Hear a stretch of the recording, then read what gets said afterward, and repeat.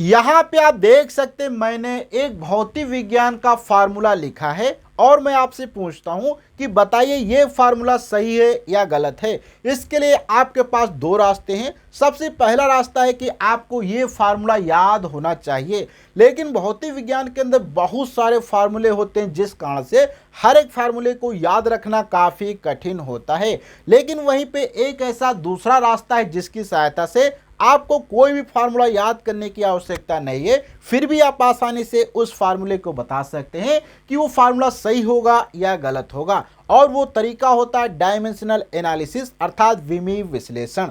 वहीं पे एक दूसरा यहाँ पे आप फार्मूला देख सकते हैं जो कि दिया गया F बराबर जी m1m2/r²। और यदि मैं यहाँ पे आपसे पूछता हूँ कि आप बताइए जो जी दिया गया है कांस्टेंट, इसका क्या यहाँ पे मात्रक होगा, तो ये मात्रक भी आप बहुत आसानी से बता सकते हैं द्विमीय विश्लेषण की सहायता से। वहीं पे एक दूसरा क्वेश्चन यहाँ पे थर्ड नंबर पे है कि अगर यहाँ पे बल को न्यूटन अर्थात तो बल को जो एमके सिस्टम के अंदर मेजर किया गया है, तो आप बताइए कि बल का मान क्या होगा अगर हम उसको सीजीएस सिस्टम के अंदर नापें। तो इस प्रकार से बहुत सारे एप्लीकेशन आपको डायमेंशनल एनालिसिस के मिल जाएंगे जिसकी सहायता से आप बहुत सारी प्रॉब्लम को आसानी से सॉल्व कर सकते हैं। और यदि आप किसी भी कंपटीशन एग्जाम की तैयारी करते हैं, चाहे वो आपका पीजीटी हो, टीजीटी हो या यूपी पीसीएस का हो, अर्थात कोई भी अगर आपका फिजिक्स का कंपटीशन का एग्जाम है, तो वहां पे आपको भौतिक विज्ञान से संबंधित क्वेश्चन देखने को मिल जाएंगे। तो आज की वीडियो में हम डिटेल से समझेंगे कि द्विमीय विश्लेषण क्या होता है, इसका क्या मतलब होता है और कैसे आप आसानी से किसी भी फार्मूले को बता सकते हो सही होगा या गलत होगा, या किसी फिजिकल कांस्टेंट का क्या यूनिट्स होगी, या कैसे एक सिस्टम से दूसरे सिस्टम के अंदर कन्वर्ट किया जाता है। तो बिना देर किए करते हैं आज का वीडियो स्टार्ट। अब यहाँ पे हम बात करते हैं कि कैसे किसी भी भौतिक क्वांटिटी जो होती हैं अर्थात फिजिकल क्वांटिटी होती हैं, आप उनका कैसे डायमेंशनल फार्मूला निकालेंगे। तो ये बहुत ही आसान होता है। जैसे कि मान लो अगर कोई भी फंडामेंटल आपके पास अगर क्वांटिटी है तो उसका आप कैसे डायमेंशन फार्मूला निकालेंगे, या आपके पास कोई भी डिराइव क्वांटिटी उसका आप डायमेंशन फार्मूला कैसे निकालेंगे। तो देखो क्वांटिटी हमारे पास दो प्रकार की होती हैं। इस पर मैंने ऑलरेडी एक वीडियो बना दिया है जो कि आप हमारे चैनल पर जाकर देख सकते हैं, जहाँ पर मैंने डिटेल से समझाया कि फिजिकल क्वांटिटी क्या होती है, कितने टाइप की होती है, हर एक चीज़ पर मैंने बात किया है। अब यहाँ पे हम बात करते हैं कि अगर कोई हमारे पास फंडामेंटल क्वांटिटी है तो उसका कैसे डायमेंशन फार्मूला लिखा जाता है। सिंपल से यहाँ पे अगर हम बात की, जैसे कि हमारे पास क्या होता है, लेंथ होता है। अगर हमारे पास कोई भी लेंथ है तो उसको लिखने का क्या तरीका होता है, इसको कैपिटल ब्रैकेट के अंदर इस प्रकार से लिखा जाता है। वहीं पे अगर बात करें हमारे पास अगर मान लो मास है, तो मास को लिखने का तरीका क्या होता है, यहाँ पे इसको जो इस प्रकार से लिखा जाता है के तरीके से। और इसके बाद यहाँ पे अगर मान लो टाइम हमारे पास है, क्या है टाइम, तो टाइम को हम लोग क्या करते हैं इस प्रकार से, यहाँ पे यहाँ पे इसको m लिखा जाता है। और यहाँ पे क्या होता है, टाइम को यहाँ पे हम t लिखते हैं। और इसी प्रकार से दूसरा हमारे पास यहाँ पे, और यहाँ पे अगर मान लो इलेक्ट्रिक करंट है, वैसे तो हर एक चीज़ के लिए लगभग यहाँ पे होते हैं, लेकिन बेसिक हमारे पास यहाँ पे 4 हैं जिनसे लगभग आपको हर एक फार्मूले देखने को मिल जाएंगे। तो इलेक्ट्रिक करंट के लिए यहाँ पे हम क्या करते हैं, ए लिखते हैं। अब जहां पर भी आपको लेंथ मिल जाए उसके लिए आपको एल लिखना है, मास मिल जाए एम लिखना है, टाइम मिल जाए टी लिखना है, और इलेक्ट्रिक करंट के लिए ए। अब यहाँ पे हम 1 बाय 1 लिखने की कोशिश करते हैं। तो यहाँ पे सबसे पहला हमारा आ जाएगा स्पीड। क्या हो जाएगा, स्पीड। अगर स्पीड की बात करें तो स्पीड को हम क्या करते हैं, जनरली वी से लिखते हैं। तो स्पीड को अगर हम वी से लिख दें तो यहाँ पे क्या होता है, स्पीड बराबर हम जानते हैं डिस्टेंस होता है, सभी को पता है डिस्टेंस होता है। डिस्टेंस बटे क्या होता है, टाइम होता है। ठीक, डिस्टेंस बटे टाइम होता है। अब देखो यहाँ पे अगर बात करें डिस्टेंस को आप किससे मेजर करेंगे, लेंथ से अर्थात स्केल से। तो उसके लिए क्या हो जाएगा, एल हो जाएगा। टाइम को घड़ी से नापेंगे अर्थात यहाँ पे क्या हो जाएगा, टी हो जाएगा। तो यहाँ पे देखा जाए तो क्या हो जाएगा, सिंपल से डिस्टेंस के लिए क्या हो जाएगा, यहाँ पे एल हो जाएगा इसका डायमेंशन फार्मूला, और इसके टाइम के लिए क्या हो जाएगा, यहाँ पे टी हो जाएगा। अब ये देखो टी नीचे है, अगर टी नीचे से ऊपर जाएगा तो यहाँ पे पावर 1 है। हम जानते हैं कि सभी की पावर का एक छिपी रहती है, तो जैसे ही ऊपर जाएगा माइनस का 1 हो जाएगा। तो अर्थात यहाँ से आपका क्या बन जाएगा, एल टी माइनस का 1 यहाँ पे ये बन जाएगा, जो कि यहाँ पे आपका ये स्पीड का जो है डायमेंशन फार्मूला यहाँ पे निकल आता है। इसी प्रकार से हमारे पास जैसे स्पीड हो गया। अब यहाँ पे बात करते हैं नंबर 2 पे, एक्सीलरेशन पे। एक्सीलरेशन क्या होता है ये भी आपको समझना काफ़ी ज़रूरत है, क्योंकि आपको जब तक ये मालूम नहीं होगा आप नहीं कर पाएंगे। तो एक्सीलरेशन बराबर क्या होता है, हम जानते हैं स्पीड क्या होता है, स्पीड बटे क्या होता है, टाइम होता है। समझ लो, स्पीड बटे टाइम होता है। अब देखो स्पीड का भी डायमेंशन फार्मूला हमने निकाला, क्या होता है, एल टी माइनस का 1 होता है, और टाइम है, टाइम के लिए क्या हो जाता है, टी होता है। तो यहाँ से टी अगर ऊपर चला जाएगा तो क्या हो जाएगा, एक टी माइनस का, ये माइनस का पहले से, तो क्या हो जाएगा, एल टी माइनस का 1, और माइनस का 1 क्या हो जाएगा, यहाँ पे 2 टाइम्स हो जाएगा। अब यहाँ पे स्पीड हो गया। अब इसके बाद अगर हम यहाँ पे फोर्स की बात करें नंबर 3 पे, जो कि काफ़ी इंपॉर्टेंट है, फोर्स। अब फोर्स बराबर क्या होता है, हम जानते हैं मास, क्या होता है, मास इनटू क्या होता है, एक्सीलरेशन होता है। ठीक, क्या होता है, एक्सीलरेशन होता है। फोर्स बराबर मास इनटू एक्सीलरेशन। अब देखो मास का कितना दिया गया है, हम जानते हैं मास के लिए क्या होता है, कैपिटल एम होता है, और एक्सीलरेशन के लिए अभी हमने निकाला क्या होता है, एल टी माइनस का 2 होता है। तो अर्थात यहाँ से क्या बन जाएगा, एम एल टी माइनस का 2 बन जाएगा। ये हमारा फोर्स के लिए बन जाएगा। अब फोर्स के बाद यहाँ पे हम अगर बात करते हैं वर्क के लिए, क्या होता है, वर्क, कार्य के लिए, तो कार्य बराबर क्या होता है, हम जानते हैं फोर्स क्या होता है, फोर्स इनटू क्या होता है, डिस्प्लेसमेंट होता है। अर्थात कितनी दूरी तक किसी वस्तु पे फोर्स लगाया गया, डिस्प्लेसमेंट। ठीक, क्या हो जाएगा, डिस्प्लेसमेंट। तो फोर्स के लिए अभी हमने यहाँ पे देखो निकाला, क्या होता है, एम एल टी माइनस का 2 होता है, मल्टीप्लाइड कर देंगे डिस्प्लेसमेंट एल से, तो यहाँ से क्या बन जाएगा आपका, एम एल की पावर 2 टी की पावर -2। यहाँ से ये हमारा क्या, वर्क के बराबर आ जाएगा। इसी प्रकार से 5वें नंबर पर हम बात करें प्रेशर बराबर, प्रेशर भी बहुत ही इंपॉर्टेंट है हमारे लिए, तो प्रेशर को निकाल लेते हैं। तो प्रेशर क्या हो जाएगा, प्रेशर बराबर हम जानते हैं क्या होता है, फोर्स होता है, फोर्स बटे क्या होता है, एरिया होता है। क्या हो जाएगा, फोर्स बटे एरिया हो जाएगा। तो फोर्स का अभी डायमेंशन फार्मूला हमने निकाला, क्या होता है, ऊपर होता है एम एल टी माइनस का 2 होता है, और एरिया की बात करें कितना होता है, तो एल, एरिया में क्या होता है, 2 टाइम्स होता है, लेंथ इंटू लेंथ, अर्थात तो लंबाई गुणे चौड़ाई होता है, इसलिए यहाँ पे एल की पावर 2 हो जाएगा। क्या हो जाएगा, एल की पावर 2 हो जाएगा। ऊपर चला जाएगा तो क्या हो जाएगा, देखो 2 हो गया, एल की पावर 2, तो यहाँ से सिंपल से ये ऊपर चला जाएगा, तो यहाँ से आप देखेंगे आपको क्या प्राप्त होता है। ये जब ऊपर जाएगा तो यहाँ पे माइनस का 2 और यहाँ पे प्लस का 1, तो घट जाएगा, तो एक बचेगा एल -1 टी की पावर -2। यहाँ पे ये हमारा आ जाता है प्रेशर के लिए, क्या है, ये 5 नंबर पर प्रेशर के लिए आ जाता है। तो इस प्रकार से आप देख सकते हैं यहाँ पे मैंने लगभग कुछ इंपॉर्टेंट है उनके मैंने यहाँ पे फिजिकल फार्मूला निकालना सिखा दिया। अब यहाँ से शुरुआत होती थोड़ा सा आगे, जैसे कि हमने अभी बताया था कि आप कैसे चेक कर सकते हैं कोई फार्मूला सही होगा या गलत होगा, या किसी कांस्टेंट का आप कैसे डायमेंशन फार्मूले से बता सकते हैं उसकी यूनिट क्या होगी, या मैंने बताया था कैसे एक सिस्टम से दूसरे सिस्टम में चेंज करेंगे, उस पर यहाँ पे हम 1 बाय 1 बात करते हैं। यहाँ पे मैंने क्या किया, ये जितने भी अभी मैंने डायमेंशन फार्मूले निकाले थे उनको यहाँ पे मैंने एक पास लिख दिया, जिससे अभी यदि कोई प्रॉब्लम सॉल्व करेंगे तो वहाँ पे यदि किसी भी डायमेंशन फार्मूले की आवश्यकता पड़ेगी तो आप डायरेक्ट यूज कर सकते हैं। उसके बाद आपको ये बेसिक डायमेंशन फार्मूले याद कर लेना है, जिससे आपको कोई भी क्वेश्चन सॉल्व करते समय बार बार इनको निकालना नहीं पड़ेगा। अब सबसे पहले यहाँ पे हम बात करते हैं कि प्रिंसिपल ऑफ होमोजेनिटी क्या कहता है। प्रिंसिपल ऑफ होमोजेनिटी ये कहता है कि समान टर्म जो होंगे, अर्थात जोड़े या घटाए अगर कोई भी पद जाते हैं तो उनके क्या है, प्रत्येक के डायमेंशन फार्मूले सेम होने चाहिए, तभी प्रत्येक पद को जोड़ा या घटाया जा सकता है। इसको यहाँ पे हम थोड़ा सा एक एग्जाम्पल से अगर लिखने की बात करें, जैसे कि मान लो अगर आपने यहाँ पे लिखा है y बराबर AT² प्लस का BT, यहाँ पे आपने लिखा है, तो यहाँ पे कहने का मतलब कि प्रत्येक जो है टर्म का डायमेंशन, यहाँ पे चाहे प्लस से जुड़ा हो या माइनस से, तो क्या होगा, जो y का यहाँ पे डायमेंशन फार्मूला होगा वही भी जो यहाँ पे क्या होगा, a × t² का होगा, वही यहाँ पे आपका जो डायमेंशन फार्मूला किसके बराबर होगा, b × t के बराबर होगा। ये प्रिंसिपल ऑफ होमोजेनिटी कहता है, चाहे पद जोड़े जाएं या पद घटाए जाएं या बराबर में लिखे जाएं, प्रत्येक पद का डायमेंशन फार्मूला क्या होगा, ऑलवेज सेम होगा। इसी को हम क्या कहते हैं, प्रिंसिपल ऑफ होमोजेनिटी कहते हैं। अब इसी की सहायता से जो हमारी फर्स्ट वाली प्रॉब्लम थी, फर्स्ट प्रॉब्लम अभी हमने जो लिखा था क्या था, p, या यहाँ पे ऊपर लिख देते हैं, फर्स्ट प्रॉब्लम क्या थी हमारी, p + a बटे v² ब्रैकेट में v - b = क्या होता है, RT। अब यहाँ पे हमसे पूछा गया था कि ये फार्मूला सही होगा या गलत होगा। ये पूछा जा सकता था, या यहाँ पे पूछता ए और यहाँ पे ए का क्या डायमेंशन फार्मूला होगा और बी क्या क्या डायमेंशन फार्मूला होगा, या हमसे पूछ सकता था कुछ भी यहाँ पे जानकारी।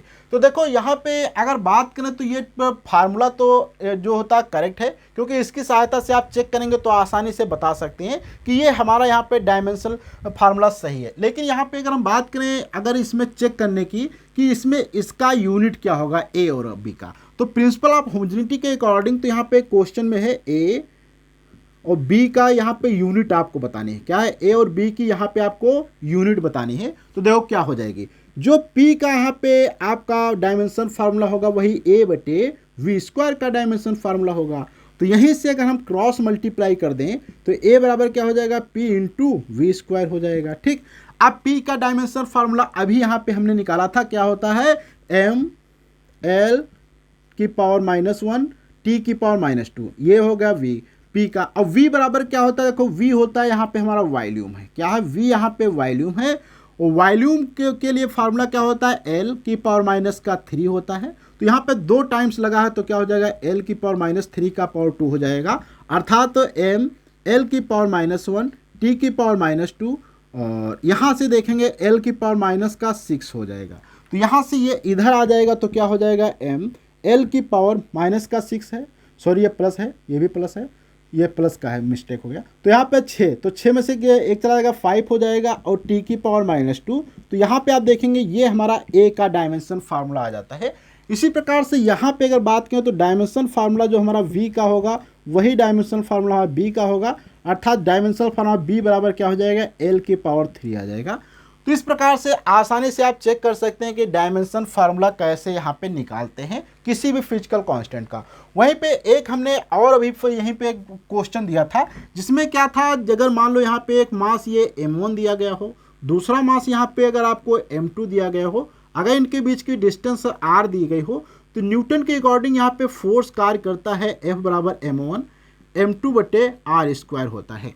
तो यहाँ पे फोर्स है, तो ये जी का आपको यहाँ पे क्या डायमेंशन फार्मूला बताना है कि जी का यहाँ पे डायमेंशन फार्मूला क्या होगा। देखो बहुत ही आसानी से निकाल सकते हैं। आप क्या करेंगे, जी के बराबर सभी चीज़ों को ले जाएंगे तो क्या हो जाएगा, एफ इंटू आर स्क्वायर बटे m1 m2 हो जाएगा। देखो जी है लिखेंगे, m1 m2 नीचे आ जाएगा, ये उधर चला जाएगा।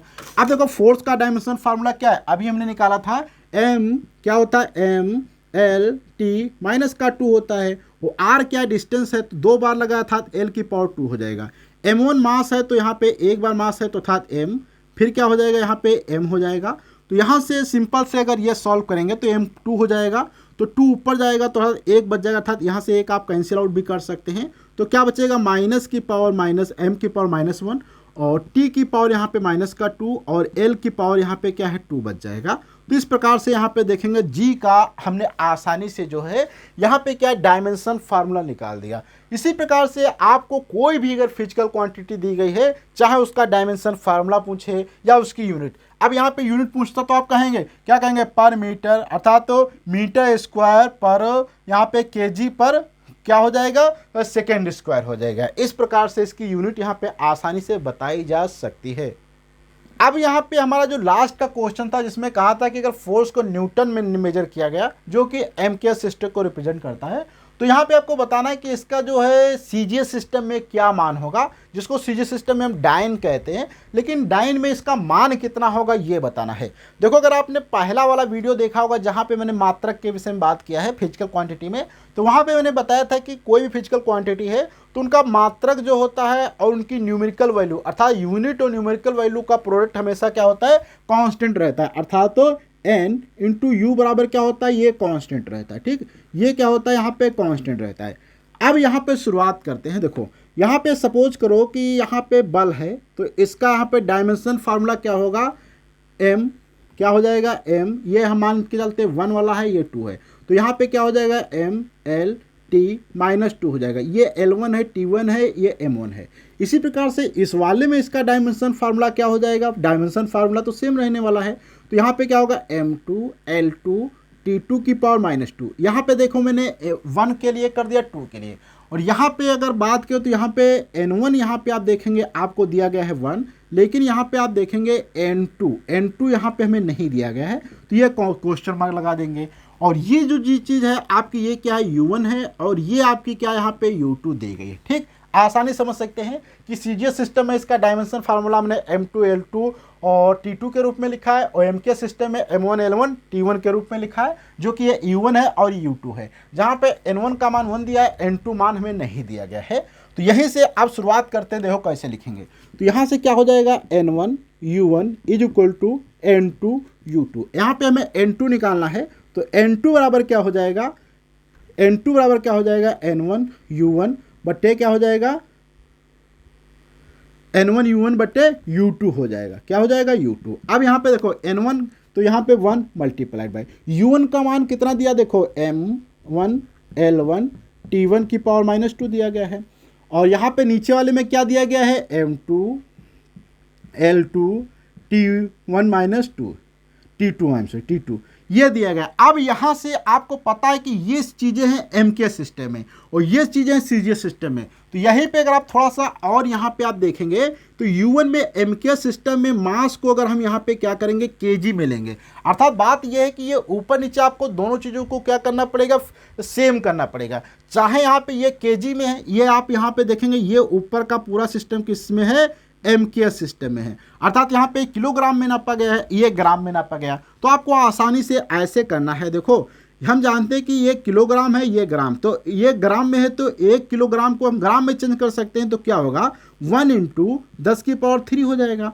अब ये देखो ये यहाँ पे क्या सेंटीमीटर में है, ये मीटर में है। तो हम जानते हैं कि 1 सेंटीमीटर अर्थात तो 1 मीटर में 10² 2 सेंटीमीटर होते हैं, अर्थात तो 100 सेंटीमीटर होते हैं। अब यहाँ पे समय की बात किया जाए तो समय दोनों का सेम होता है, अर्थात ये भी सेकंड में ये भी सेकंड में है।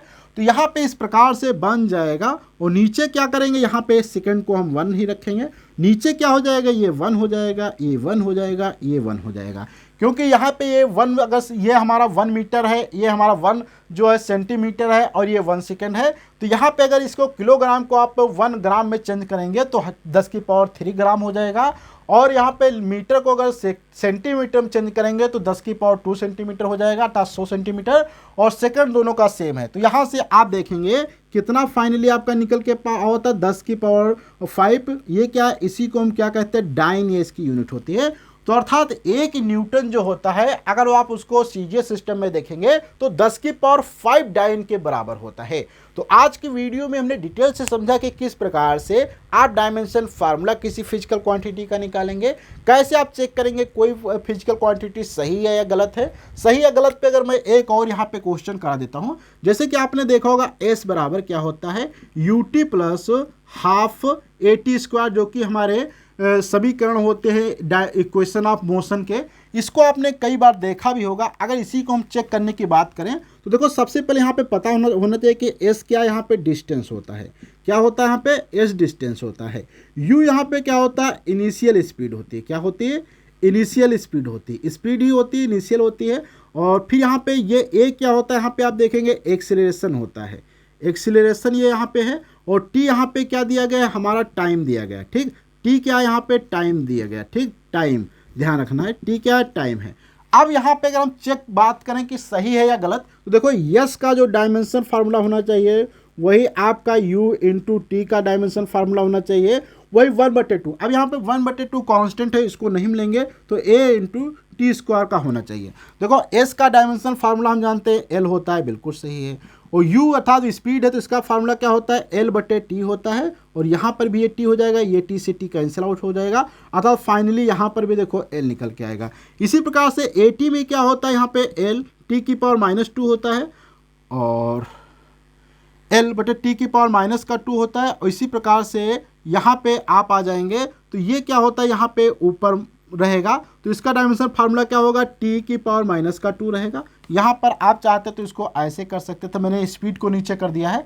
आप अगर इसको ऐसे करेंगे तो स्पीड का क्या होता है, LT-1 होता है। तो यहाँ पे क्या हो जाएगा, ये T हो जाएगा, तो भी कैंसिल आउट हो जाएगा। तो फाइनली यहाँ पर भी देखेंगे ये दोनों चीज़ें कैंसिल आउट हो जाएंगी।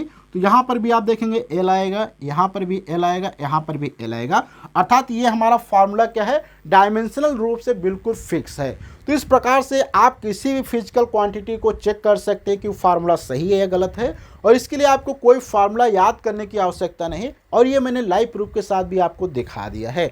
तो आज का वीडियो आपको कैसा लगा है, प्लीज़ आपको अपना फीडबैक कमेंट बॉक्स में देना है। अगले वीडियो मिलेंगे तो हम डिटेल से समझेंगे कुछ नए कॉन्सेप्ट के साथ में एक ही वीडियो के अंदर। तो जब तक के लिए धन्यवाद।